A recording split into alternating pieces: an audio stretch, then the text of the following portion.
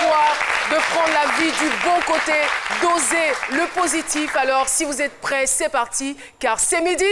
C'est maintenant. Oui, c'est midi, c'est maintenant. Et tout de suite, on enchaîne avec une chanson de Dr Philo. C'est inédit. Vous avez l'exclusivité, Dr Philo. On vous écoute. Wow. Merci. Merci. Son micro, son, test, son. Quand Dieu te bénit là-haut, il n'y a pas l'homme pour toi. Oh. La réussite, c'est pas amour. Oh. Il n'existe aucune montagne dont le sommet nous fait voir l'avenir. Riche ou pauvre, mon ami, c'est pas amour. Mon ami qui pense le pauvre. Attendez, ça là, tu es maintenant. Mon ami, si toi tu penses le positif, oh, mon ami, un jour tu vas réussir, oh. C'est pas amour. Si toi tu as pensé le négatif, si tu as pensé à pas lui, c'est pas lui qui va te boller, oh. C'est pas amour. Ma chérie, tu as pensé marier Grotto. Si tu as pensé positif, oh, tu vas marier Grotto.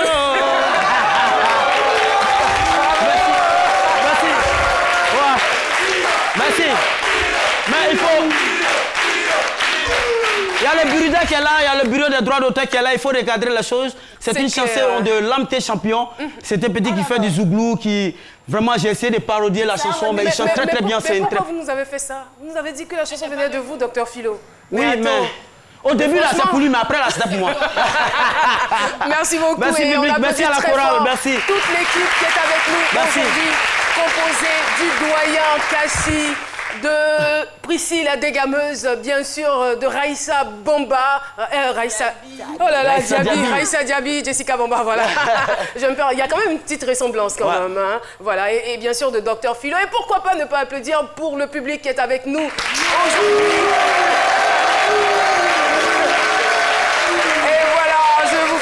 Tout de suite du thème retenu pour cette émission. J'ai osé le positif pour me reconstruire. Ça vous parle ce thème? Écoutons tout de suite la voix d'Ange. Priska Kwaku est une jeune femme ambitieuse et battante. Elle est originaire de Boudépé. Le décès de son père bouleverse sa vie, mais elle se donne la force de continuer. Aujourd'hui, Priska est écrivain, chef d'entreprise et responsable d'une ONG américaine.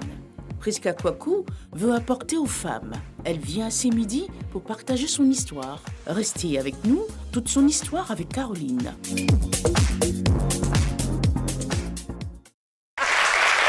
Alors merci chaque jour d'étancher notre soif. Nous allons recevoir donc notre invité témoin du jour. Son nom, vous l'avez entendu dans l'extrait qu'on vous a projeté. Priska Kwaku, notre invité témoin, entrepreneur, motivatrice, coach en développement personnel et auteur d'un livre. Merci d'accueillir Priska Kwaku sur notre plateau. C'est un bonheur pour nous de vous recevoir sur le plateau de ce midi. Merci Caroline. Merci d'être à table avec nous. Merci beaucoup. Merci. On vous offre plus que de la nourriture sur ce plateau. C'est gentil.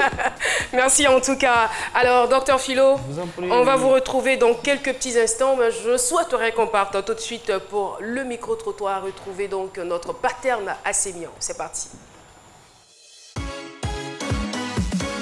Le micro-trottoir avec Chris Paterne-Assémian. Salut Caroline, amoureux de ce midi, bonjour. Que feriez-vous pour reconstruire votre vie? C'est la question du micro-trottoir de ce jour. Je pense qu'avec Dieu, tout peut se reconstruire, tout peut se refaire.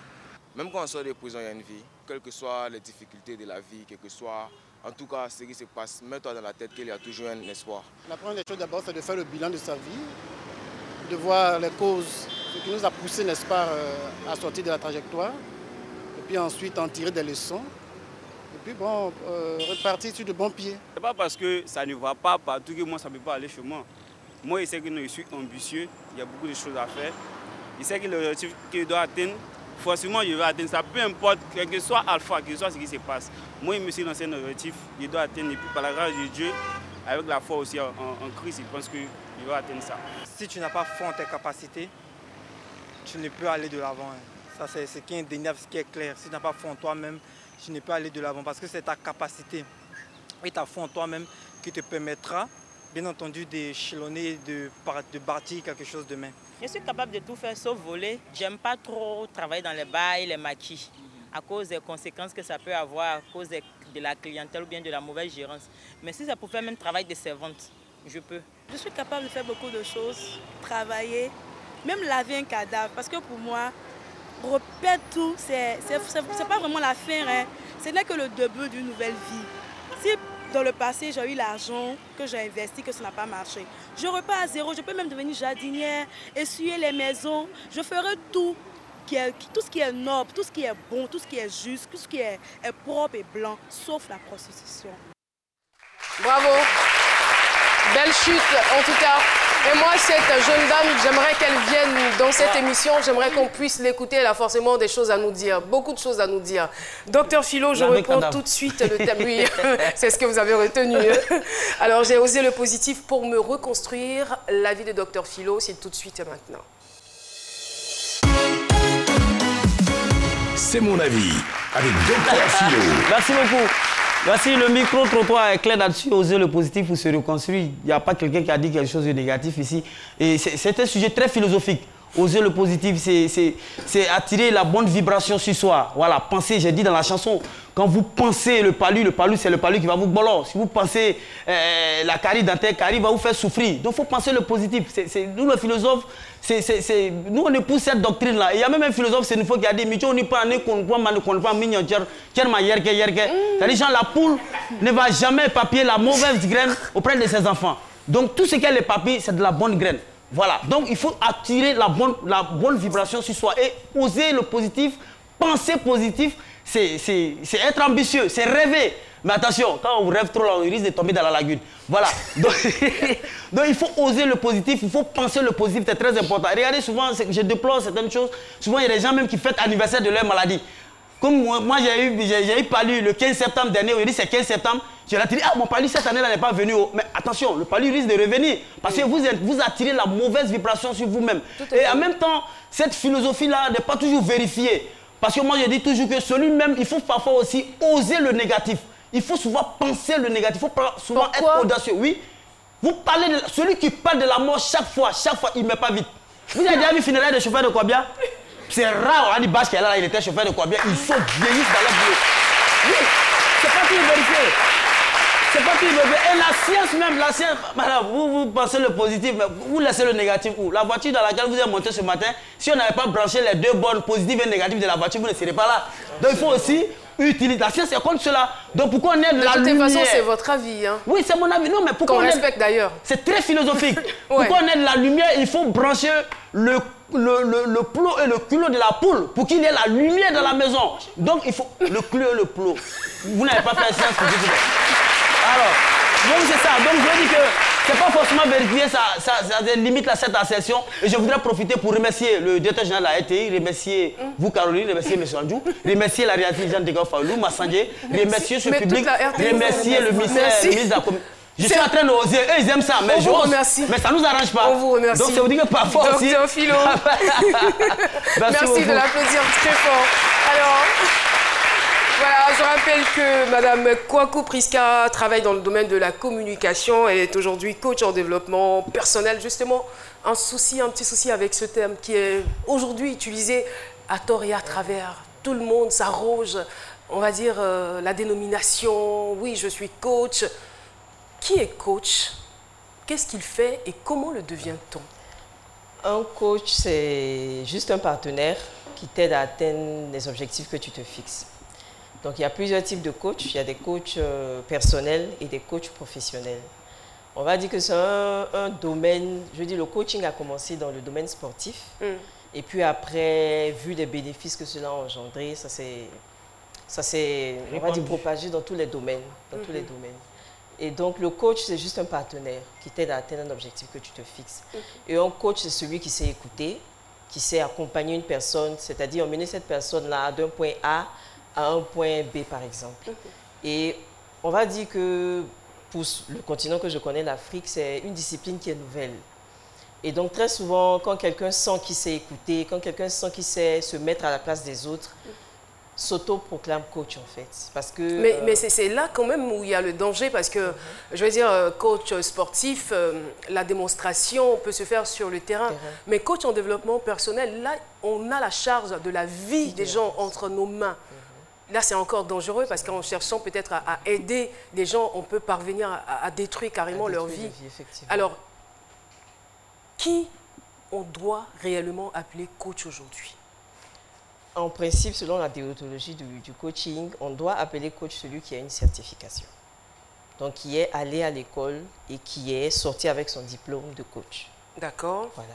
Étant donné que l'exercice de cette profession ne dépend pas du fait d'avoir un diplôme, quelqu'un peut se lever et sentir qu'il a ses aptitudes et commencer en fait à coacher. Donc, c'est là en fait le petit souci avec ce métier. L'idéal, c'est vraiment de passer sa certification. Et je pense que l'idéal serait aussi quand même d'avoir une certaine réglementation pour limiter aujourd'hui les dégâts sur le terrain parce que voilà, on avale presque tout sur les réseaux sociaux et puis après les conséquences, on ne peut pas les mesurer. Alors, on ne va pas forcément parler de votre statut de coach, mais votre vie nous intéresse. Vous avez un parcours, vous avez eu une enfance normale, mais une adolescence très difficile. On veut en savoir davantage. Alors, j'ai perdu mon père quand j'avais 17 ans. J'étais en classe de terminale. Et à 17 ans, je dis, c'est l'âge auquel on a besoin de son père, de sa maman. Et quand mon père est décédé... il avait quel âge, votre père? 45 ans. 45 ans, il était jeune. C'est lui qui est assez jeune. Et quand il est décédé, certains membres de la famille sont venus tout prendre à la maison. Tout arracher. Donc j'ai vu un gros camion à l'eau déménagement devant ma maison. Moi, je rentrais de l'école et je vois que le camion est là. Je demande, mais qu'est-ce qui se passe? On dit, non, on est venu prendre les affaires. Combien de temps après le décès de papa? Juste une semaine. Une semaine après? Juste une semaine. On organise le déménagement. On organise le déménagement alors qu'on est toujours dans la maison. Et donc, pour recevoir les condoléances, on était obligé d'acheter des nattes avec maman. Donc, j'ai une sœur, maman et moi. Nous sommes 3 femmes, pas de garçons. Vous savez qu'en Afrique, quand vous n'avez plus de garçons... je ne comprends pas bien. C'est-à-dire que la maison a été tellement vidée qu'il n'y avait même plus de chaises pour installer les visiteurs. Non. Il n'y avait plus de chaises. On nous a laissé 2-3 cuillères pour manger. Et puis, il n'y avait plus rien. Donc, mon père avait une grande bibliothèque qui est parti vraiment comme n'importe quoi.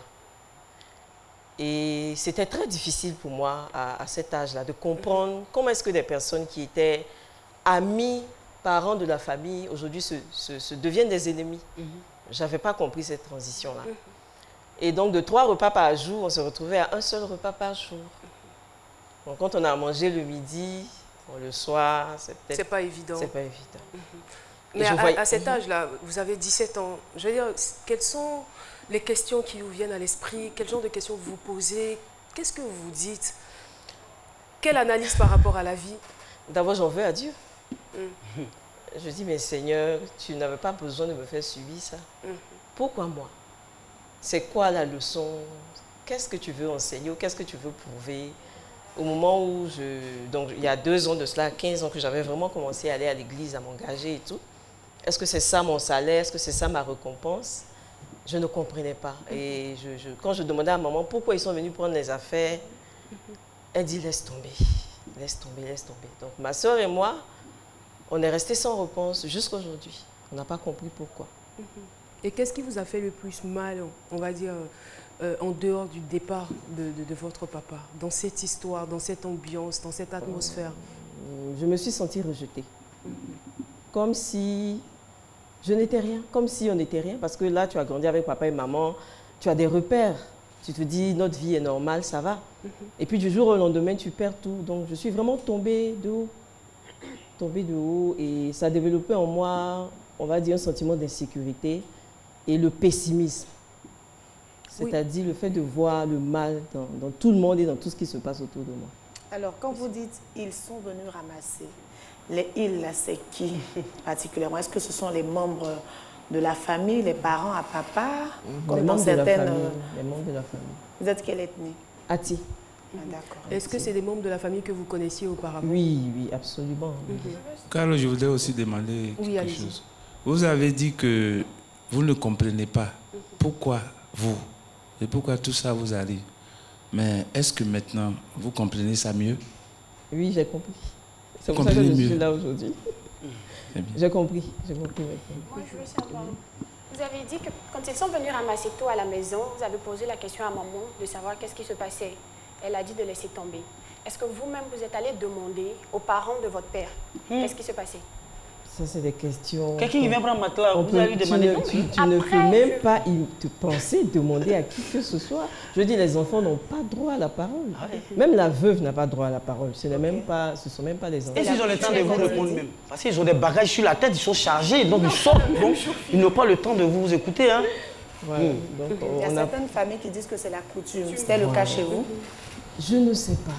Je ne sais pas. Je ne sais pas. Alors, notamment les obsèques vont se dérouler.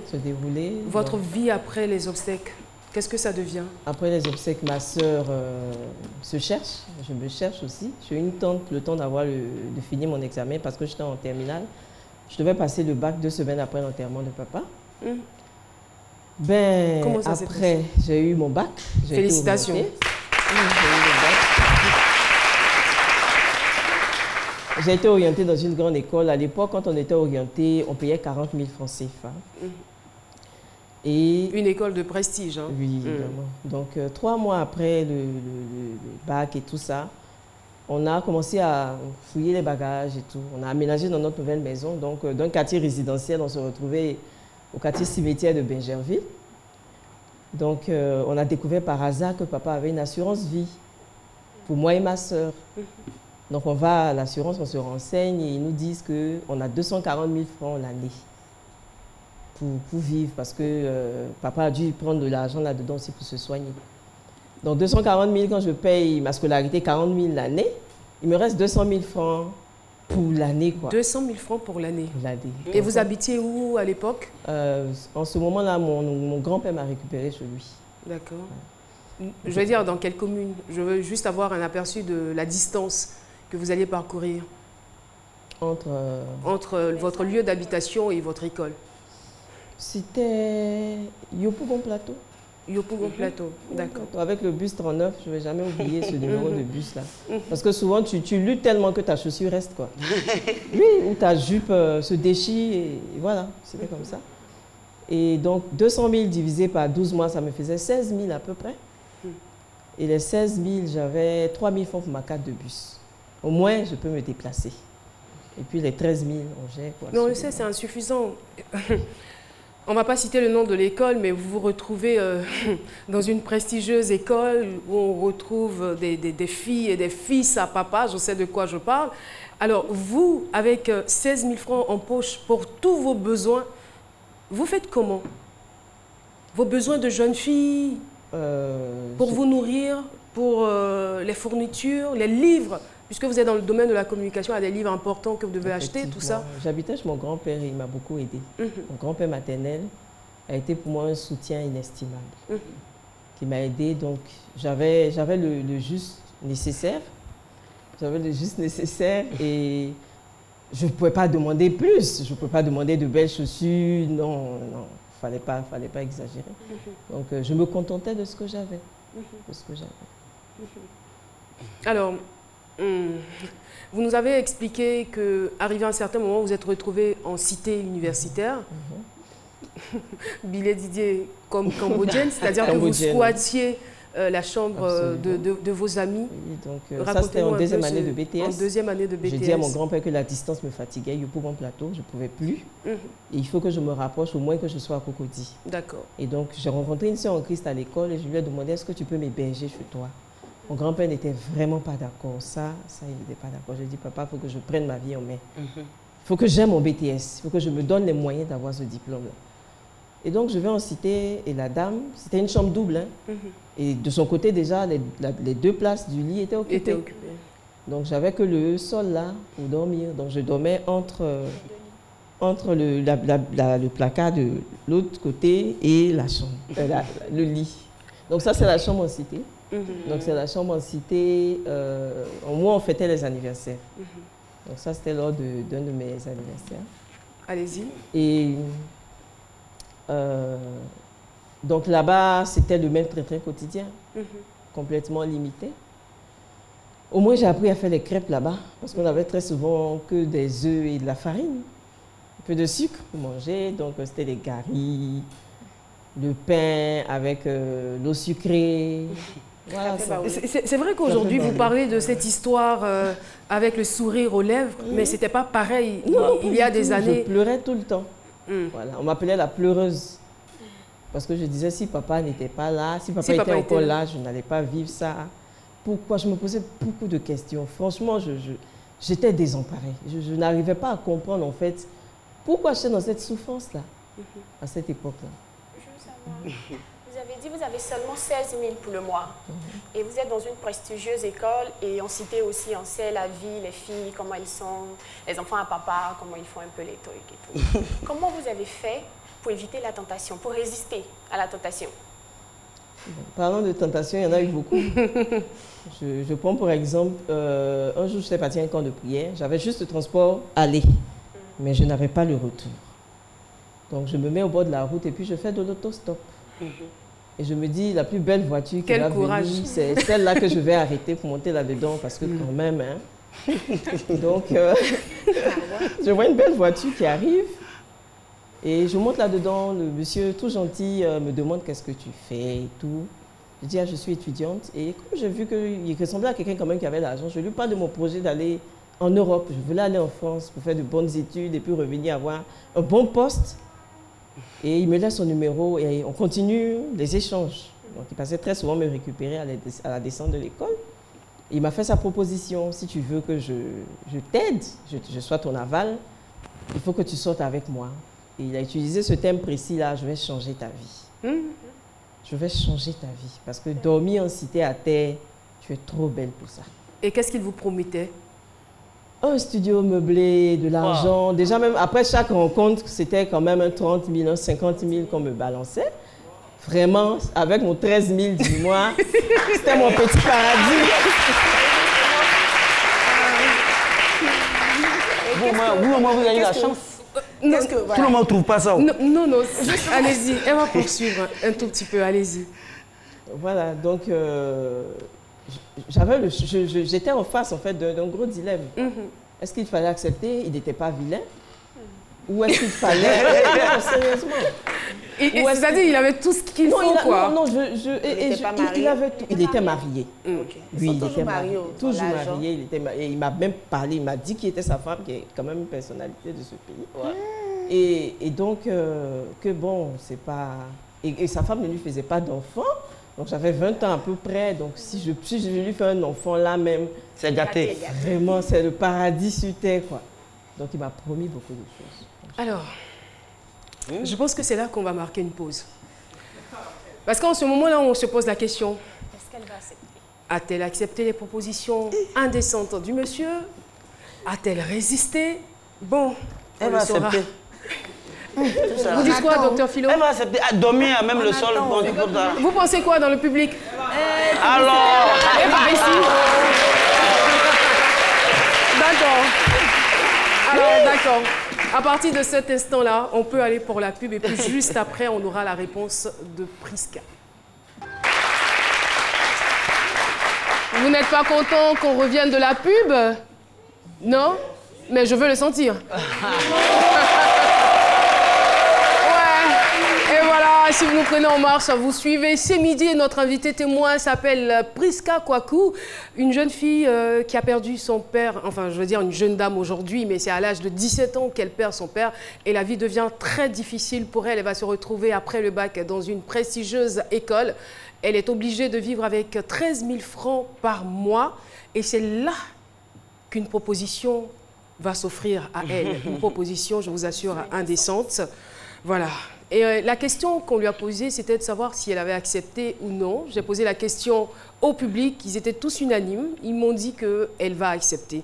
Alors, Prisca, au milieu de toutes ces difficultés, vous dormez en chambre, enfin par terre, en cité, vous squattez donc la chambre d'une de vos amies et vous avez du mal même à vous déplacer. Voilà. autostop de temps en temps, votre autostop va vous conduire, vous avez cherché la belle voiture, vous tombez donc sur ce monsieur qui vous fait des propositions. Voilà, il décide de vous offrir un studio meublé, de vous offrir le paradis. Il vous demande de lui faire des enfants, tout ça. Alors, qu'est-ce qui se passe dans votre esprit? Vous avez parlé de dilemme. Un dilemme. Donc, il y a deux forces en place. Deux voix, surtout, qui parlent. Il y a la voix positive et la voix négative. Et j'ai analysé et je n'ai pas accepté. Je n'ai pas accepté.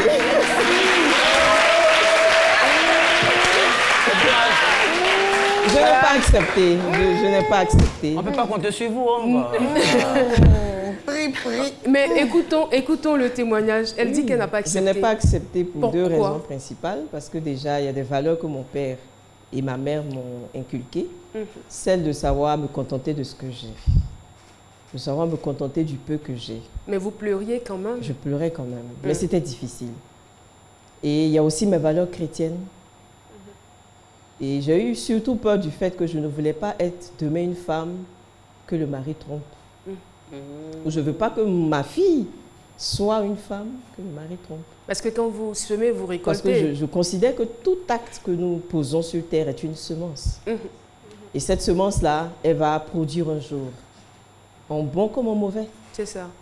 Et je pense que ce sont des choses qu'on paye sur terre. Et je ne voulais pas être l'objet de la souffrance d'une autre femme, moi-même étant femme. Donc j'ai refusé. Il y a combien de femmes ou de jeunes filles qui pensent de la sorte? Alors, vous avez parlé de... C'est vraiment une grande valeur. Moi, tout de suite, si le public n'applaudit pas, moi, j'applaudis. Franchement, vous avez parlé de valeurs chrétiennes et tout ça. On est entre nous femmes. Hein. Après, la question, c'est, est-ce que vous n'avez pas vu le monsieur venir? Parce que quelqu'un que vous avez rencontré dans la rue, il a commencé à vous donner de l'argent à chaque fois. Oui, on savait plus, le premier l'a vu venir, la même raqueté. Il faut qu'on soit honnête. Hein? C'est ce qu'on fait, et puis après, les hommes nous traitent de tout. Là, hein? Le gars a commencé à vous donner transport 20 000, 30 000, 40 000. Vous êtes sûr que vous ne l'avez pas vu venir. Pourquoi c'est à la dernière minute vous le faites taper poteau? Voilà. Après avoir bien bouffé son argent. Non. Tout ça, c'est des valeurs. Pas tant bouffé que ça. Je veux dire, ça n'a pas duré vraiment longtemps. Ça n'a pas duré. J'ai mis très vite fin à ça. Oui, je l'ai vu venir. Il a fait sa proposition. Maintenant, le choix était dans mon camp. C'était à moi maintenant de décider de ce que j'allais faire. Je l'ai vu venir. Et je savais que ça allait finir comme ça. Mais oui, Caro, c'était pas évident même. Parce que on peut aider une personne comme ça à altruisme. Oui, c'est possible. Il y a des grandes âmes. Il y a des personnes qui sont capables de faire ça. Donc peut-être elle a pensé que c'était une aide comme ça d'une âme généreuse. Non, mais elle a dit qu'elle a vu venir. Elle est encore très jeune, elle n'avait que 20 ans. Elle a dit qu'elle a vu venir. Elle est intelligente là. Elle a vu venir. Et je veux dire que toutes ces valeurs-là, même qu'elle a précitées, même avant de dire non, on peut dire quand on fait une analyse philosophique, elle n'a pas refusé. Elle a dit, vu ses valeurs, vu ces valeurs que son père lui a inculquées. Sinon, elle allait accepter. Donc l'intention, elle a accepté. Non, pas qu'elle allait accepter, elle aurait pu accepter. Voilà, mais elle a fait le bon choix. Alors, moi, ce que je veux savoir, vous avez décrit un certain nombre de difficultés vécues. Qu'est-ce que tout cela a produit sur votre personne? Ça a été quoi les conséquences? Les conséquences, c'est une totale perte de confiance en moi-même. Je me disais que je n'avais pas de valeur, que je n'allais pas réussir en fait dans la vie. Parce que je n'étais pas dans les conditions pour... J'avais vraiment perdu confiance en moi-même en la vie. Et souvent en Dieu, il y a des moments où je ne partais plus à l'église parce que je disais que c'était trop dur à supporter. Donc je me sentais humiliée, rejetée. Franchement, j'avais plus confiance en moi. Mais je crois que Dieu me donnait la force, malgré tout, d'avancer. D'avancer et de conserver vos valeurs acquises. Alors, à quel moment de votre vie vous dites « Non, je ne vais plus me jouer les victimes, je ne vais plus paraître rejetée ou inférieure par rapport aux autres, mais là, je veux que ça change ». Qu'est-ce qui crée le déclic? Le déclic est venu... Quand j'étais dans un rang pour une élection électorale, il y avait un monsieur qui lisait un livre qui s'intitule « On ne subit pas sa vie, on la gère ». On ne subit pas sa vie, on la gère. Et j'ai compris que j'avais le pouvoir de dire non à tout ce qui m'empêchait d'avancer, à tout ce qui m'empêchait d'évoluer en fait. J'avais le pouvoir de prendre le contrôle de ma vie, j'avais le pouvoir de dire non. Et c'est ce livre-là que j'ai acheté après qui m'a vraiment aidé à remonter la pente. Et c'est là que j'ai fait ma première rencontre avec le développement personnel. Alors, donc, vous faites votre rencontre avec le développement personnel et vous-même, vous mettez toutes les conditions à votre disposition pour vous reconstruire. Mais vous ne vous reconstruisez pas n'importe comment. Il y a eu des étapes. Vous avez travaillé. On va peut-être sauter ces étapes-là parce que cette partie est tellement intéressante que j'aurais souhaité qu'on en parle parce que vous avez travaillé de façon bénévole pour pouvoir subvenir à vos besoins, mais vous avez travaillé aussi dans certaines entreprises juste pour apprendre. Juste pour apprendre. Et ça, c'est important. Finalement, on sort ceci. Quelques années plus tard, Oser le positif. Dans Oser le positif, vous parlez de quoi exactement? Je parle de mon histoire, de votre histoire, ma vie et de toutes les leçons que j'ai tirées de ces expériences. Et j'apprends aux femmes qui sont la cible de ce livre comment y arriver aussi pas à pas. Comment s'en sortir, comment sortir du manque de confiance en soi, du sentiment d'infériorité pour construire sa vie. Bon, moi, Caro, je voudrais savoir, aidez-nous, madame, à mieux comprendre votre titre, Oser le positif. C'est pas oser. C'est quoi le positif? Oser le positif, c'est se dire que dans toute situation que je traverse, il y a de bons aspects. Il y a le positif. En fait, il y a le positif dans tout ce que nous vivons. Parce qu'aujourd'hui, tout ce que j'ai vécu est pour moi un témoignage qu'aujourd'hui, je partage avec des personnes. Et ces personnes-là se retrouvent en moi et se disent que si Prisca a pu surmonter ces difficultés-là, c'est que je peux aussi. Et donc, ça redonne de l'espoir à ces personnes-là. Ça leur donne de la force. Parce que pour arriver aussi là où je suis, j'ai eu des personnes qui m'ont aidé, qui m'ont donné de la force. Merci beaucoup. Et nous allons demander à Paulus Agathon d'oser aussi le positif en faisant son entrée sur le plateau de ce midi. Jingle, et tout de suite, on le reçoit. Vos réactions nous intéressent avec Paulus Agathon. Merci, Paulus. On aura deux réactions de nos téléspectateurs. D'accord, d'accord. Vous allez bien? Oui, je vais bien. Bonjour Caroline. Bonjour à tous les téléspectateurs. Voilà, bonjour à toutes. Et même les auditeurs. Ça passe. Bon, là, on est à la télé aujourd'hui, mais c'est pas grave. Bonjour à eux. Ils nous écoutent aussi. D'accord. Ok. Alors, sur la page Facebook, on a le message de Parfait Fofana. Il dit ils sont mauvais. Arracher tous les biens d'un orphelin comme ça. En esprit, si c'était moi, là, ils allaient comprendre que chien mange chewing-gum. Allez, il dit du courage à vous. Aboubakar Bakayoko, je pense que son message a plus ou moins une réponse parce qu'il dit que vous auriez dû écrire un livre pour raconter cette histoire. Mais il demande, est-ce qu'aujourd'hui, vous avez tenté de rétablir les liens avec votre famille paternelle? En fait, les liens n'ont jamais été rompus. Puisque je n'ai pas eu d'explication, j'ai accepté et on a gardé de bons rapports. D'accord. Alors Caroline, je vais terminer avec un dernier message. Il est un peu long, mais c'est un poème. Sika Bienbi Seka Dieudonné, oui, c'est son nom. Il dit, ce midi, votre histoire m'inspire un poème pour vous. Femme africaine, femme au courage, soyez saluée, vous qui êtes l'étoile d'une société vivante. Honneur à vous, car la souffrance n'a pas été un obstacle, n'a pas suspendu votre rêve. Bac validé, BTS croqué, vous êtes un modèle de vie, car malgré les vices, vous êtes aujourd'hui une femme leader, une femme qui sait ce qu'elle veut. Dieu a eu sa main sur vous parce que vous avez cru en lui. Soyez bénis. Il est inspiré.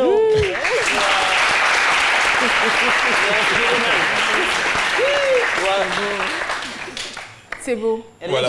Alors Caroline, c'est sur cette note que moi je vous laisse et on se donne rendez-vous. Comment le monsieur l'a fait? Il dit jamais sur le plateau. Là. Il finit et puis il s'en va. Non, c'est intéressant comme ça. Là, d'accord, en tout cas, on vous remercie. Merci beaucoup Paulus, merci de le raccompagner avec des ovations.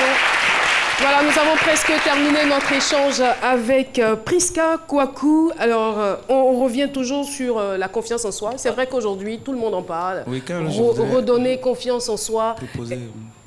Comment est-ce qu'on y arrive véritablement? Oui, je crois, Caro, je voudrais, pour ceux qui nous suivent, dans des situations pareilles, il faut éviter de succomber. D'accord. Si vous ne succombez pas, si vous tenez fort, Dieu ne vous abandonne pas. Absolument. Merci infiniment pour votre grain de sel. Donc reprendre confiance en soi, ça commence par se dire que j'ai de la valeur. Que je Mais mérite. est-ce que c'est suffisant de se dire que j'ai de la valeur? C'est quand même très facile. C'est-à-dire que vous savez dans votre fort intérieur que vous ne valez rien. Enfin, je le dis entre griffes. Mais le fait de se le dire, est-ce que c'est suffisant pour faire le pas? Quand je dis se le dire, c'est-à-dire prendre conscience en fait. Prendre conscience de sa valeur.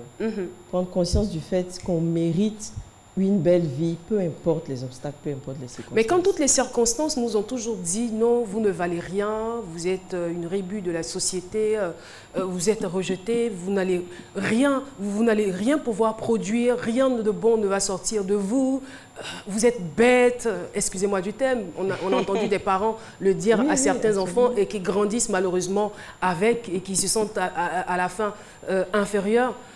Il y a forcément un processus, on va dire, pour effacer cette image-là et reprendre confiance en soi. Oui, c'est là en fait que le coaching intervient. C'est là en fait que le coaching intervient parce que dans le coaching, on a des outils, des tests de personnalité, on va dire des challenges, des défis qu'on donne à la personne pour l'aider à prendre conscience du fait qu'elle peut faire des choses de par elle-même, de bonnes choses de par elle-même. D'accord. C'est tout un processus en fait.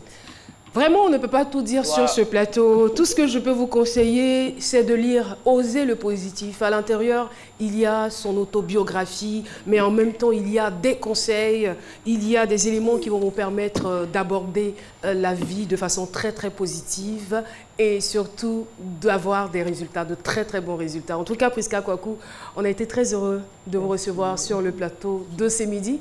On se retrouvera certainement sous d'autres cieux, comme il y a quelques années. Allez-y, très rapidement. Alors, j'ai juste une dédicace du livre le samedi 17 novembre. D'accord. À la FNAC Cap Nord. Donc, tous ceux qui veulent me rencontrer peuvent venir. C'est à partir de 10h. Et le livre est disponible en librairie. Merci beaucoup.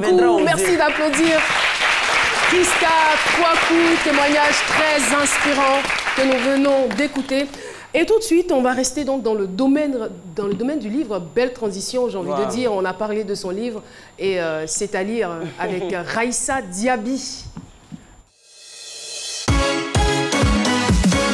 C'est à lire avec Raïssa Diaby. Aujourd'hui, avant de commencer, j'ai donné un petit exercice à Philo et à Priscilla Dégameuse. Priscilla. Voilà. Mercredi. Commencez par femme. Oui, madame. On a parlé de quoi? Madame, ça ressemble à garant. Attends, c'est pas question. On a parlé dans les conditions.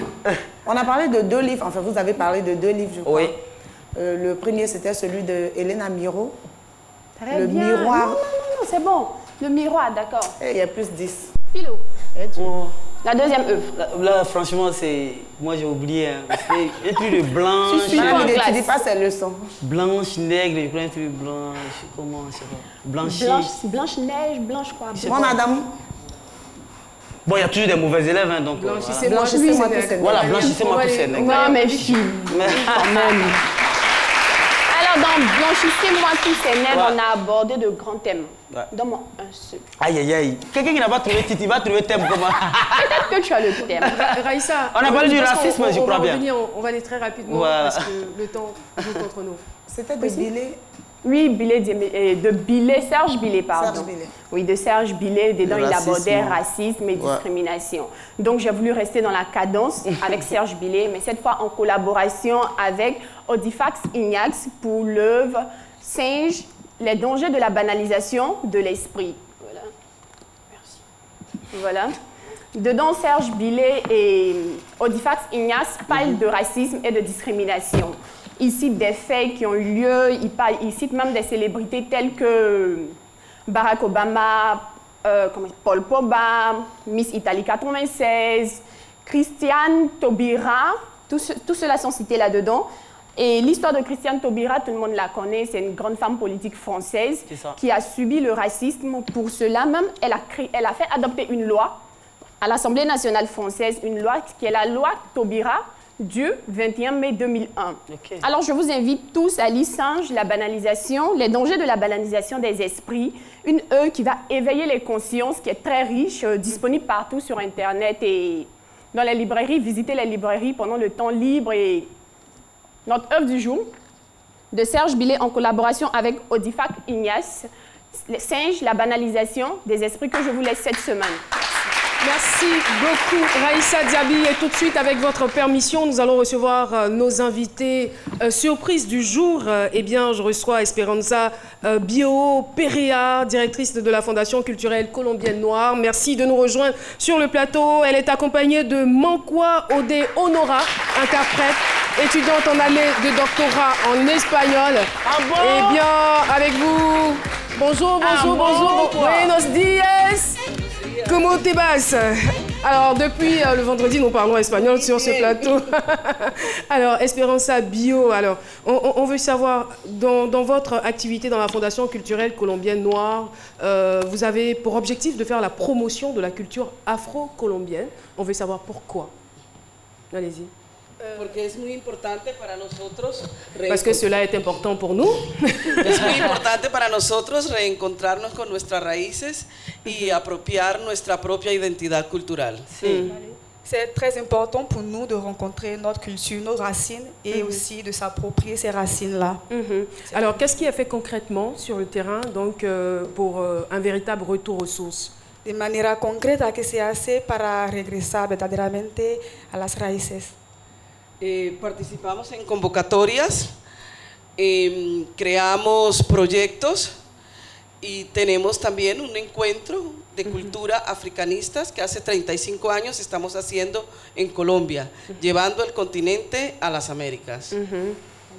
On le fait à travers des conférences, des activités, et ça fait 35 ans que des Africains vont en Colombie pour retrouver un peu la culture africaine là-bas. On espère que les Colombiens viendront ici pour s'approprier aussi leurs racines. Et il faut dire que 20% de la population colombienne a des racines noires. 20% de la población de Colombia tiene raíces africanas. Así es, un promedio de 12 millones de personas. Alors, vous êtes passé au Ghana. 12 millions de personnes. D'accord. 12 millions de la population, les 40 millions que constitue la population colombienne. Alors, vous êtes passé au Ghana, vous êtes ici en Côte d'Ivoire, après vous allez au Nigeria. Qu'attendez-vous concrètement de la Côte d'Ivoire? Viene de Ghana, está ahora en Costa de Marfil. ¿Cuál es su expectativa en cuanto a la población marfileña? Bueno, aspiramos a hacer intercambios, a firmar acuerdos en el campo cultural, económico, educativo y artístico. D'accord. Surtout pour des échanges, on aimerait signer des partenariats culturels avec les structures d'ici. Vous avez tout notre soutien. Merci beaucoup. Gracias, señora Esperanza. Merci en tout cas d'être venue sur notre plateau. C'est Priscille la dégameuse, avec Priscille la dégameuse. Oui, alors on est parti au marché de Marcory pour piéger. Tu hablo espagnol? Yeah. Tu hablas ou hablo? Hablo, acassan, voilà. On est parti au marché de Marcory pour piéger un vendeur d'arbitres. Aïe. On suit. Je suis dans ton magasin là où tu m'as montré là. C'est pas mal. Il n'y a pas de grande taille. Si c'est grande taille, c'est ici, le 4. Non, est-ce que tu as bien vu mon ventre? On va regarder la robe, c'est qui en bas là, elle n'est pas bon. Comme c'est en stress là, ça tire beaucoup. Ça me plaquer, on voit mes tablettes de plaquage. C'est près du corps. Non, c'est de l'autre là, je parlais, Panthère. Mais moi j'ai demandé avant. C'est Panthère, mais il voulait. Bon, il y a deux panthères. Non, moi je veux ça là. C'est ça, je veux. Ma chérie, il n'y a pas. Vous avez le même goût alors. Pardon? Vous avez le même goût. Vous avez le même goût, la panthère là. Il y a quoi comme? C'est ça là, je veux. Hein? C'est ça là, je veux. Ah, faut prendre ça là alors. Mais c'est la même chose là. C'est pas moi qui t'a dit d'enlever ça là pour moi. Ma chérie, il y a un souci. Non, il n'y a pas de souci. J'étais la première.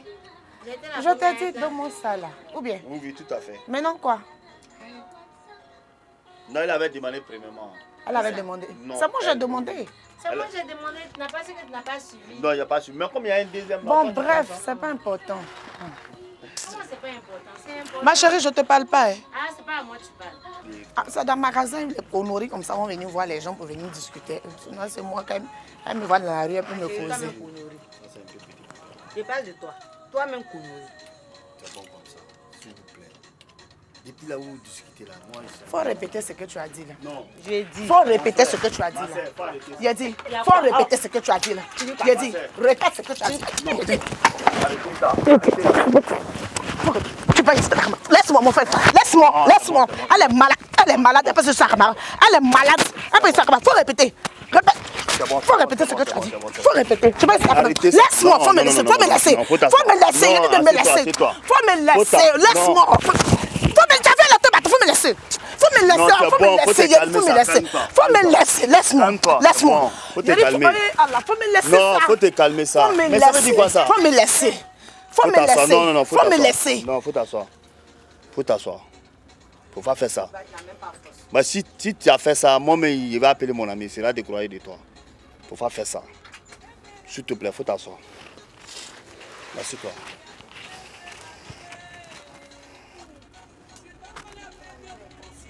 C'est moi ici rentré dans vos yeux quoi. Hein? Vous avez bien fait là, vous allez me dédommager beaucoup d'argent. Hein? Vous allez me donner beaucoup d'argent. La bonne espionne. Voilà. Je suis partie d'un mouvement. Il faut faire. Je vais expliquer la prochaine fois. Il faut faire. Voilà, je suis allée au marché de Makori, dans le ghetto d'un Moro qui vendait ses oignons. Donc, je suis allée jouer là-bas pour le piéger en esprit. Donc, la semaine prochaine, je vais vous faire ça le oui. Non, ça chaud, hein? Alors, traduction avec Dr Philo. Vous pouvez traduire ce qu'elle vient de dire? En espagnol? Elle est allée, non, en français s'il vous plaît. Elle est allée dans un marché. Dans un marché, oui. Voilà, et puis je crois qu'il y a eu une dispute. Voilà, donc avec ma complice Diama Diallo, on a essayé de piéger le vendeur. Ah, j'adore la façon dont le fan club est habillé aujourd'hui. C'est trop beau. Oh là là. C'est jaune. Vous pouvez vous applaudir, l'émission est terminée. Merci infiniment, merci à tous ceux qui sont venus assister à cette émission. Vous pouvez venir, c'est gratuit, vous venez juste avec votre pièce d'identité et voilà, vous participez à l'émission. Venez tout simplement bien habillé et puis on s'amuse très bien ici dans cette émission. Et on apprend surtout. Merci en tout cas à vous qui êtes à la maison, qui nous suivez tous les jours, à toutes les équipes qui ont travaillé pour que cette émission se déroule. Merci infiniment. On se retrouvera avec le même bonheur demain à partir de 12 h. D'ici là, très bon appétit si vous êtes La mañana, por favor. Siempre, así. Español del Colombia es diferente de Colombia de plato.